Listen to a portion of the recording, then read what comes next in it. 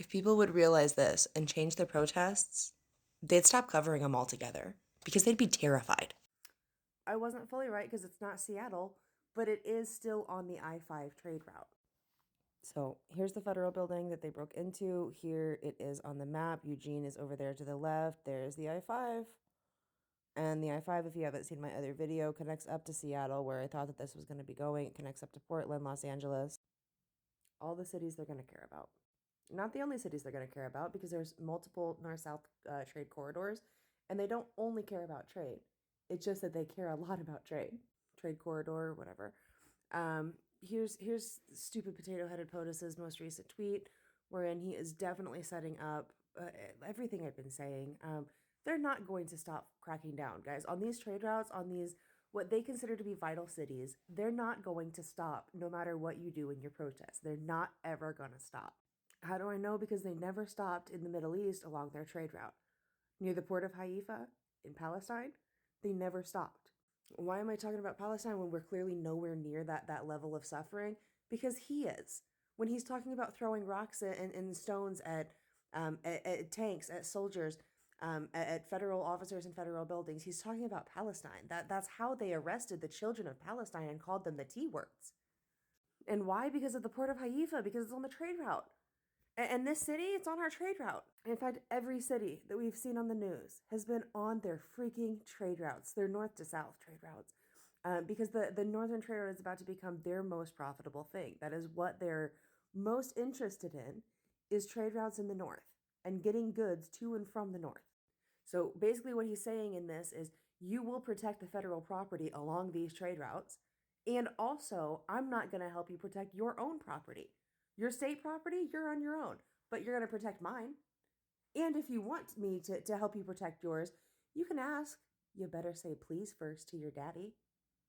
I'm not kidding. That's actually in the executive order. He doesn't call himself daddy, obviously, but he does say that you have to say please. Weird. He's so weird. So, yes, it is authoritarian tactics. Yes, he says stupid shit like that to distract us, but the bulk of what's behind it, the invocation um, the invocation of terminology that is just like suffering that we've created elsewhere, that is very equal to what it's like a warning. It they showed us Palestine because it was a warning. And before people, start saying, "Oh my God, we're being oppressed like Palestine and nobody wants to help us," you did not help. You did not help. Their children died. You didn't care. They had no water. You didn't care. They were labeled. We didn't care. So you cannot expect anyone in the international community to care.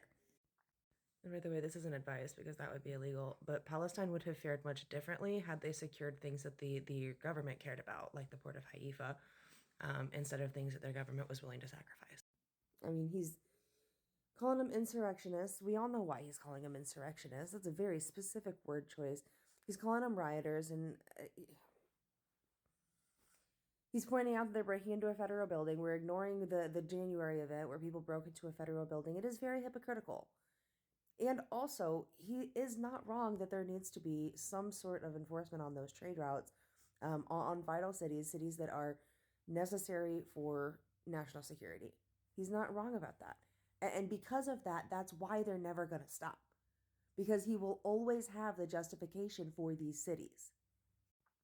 Now, I can't give advice to protesters because that would be illegal. But what I can say is that if I lived in a city that was clearly vital, that was on the north south trade corridor, if I was an immigrant, if I didn't have a leg to stand on when it comes to legalities, I would no longer be in those cities for myself. It's not advice, it's what I would do. If I was a US citizen on those routes, who opposes tyranny and this massive amount of oppression, I would be making my protests impossible to flip for propaganda. We would not be standing if I had any control over it, which I probably wouldn't because protests are very hectic, right? But in an ideal world, those protesters would sit down, literally sit down with a united voice, demanding the root cause of the issue be addressed. Exploitation in the supply chain, baby.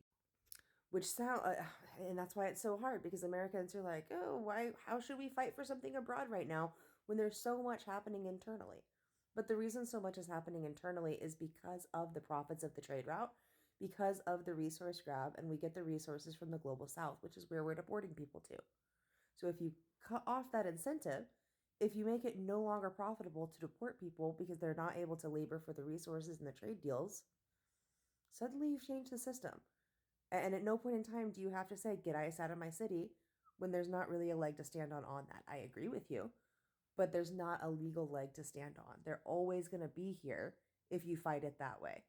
And this is not advice. This is me talking things out about what I would do if I lived on those trade routes. Not what you should do, just explaining what I personally would do. Just some thoughts. Follow me for more. They're always terrible.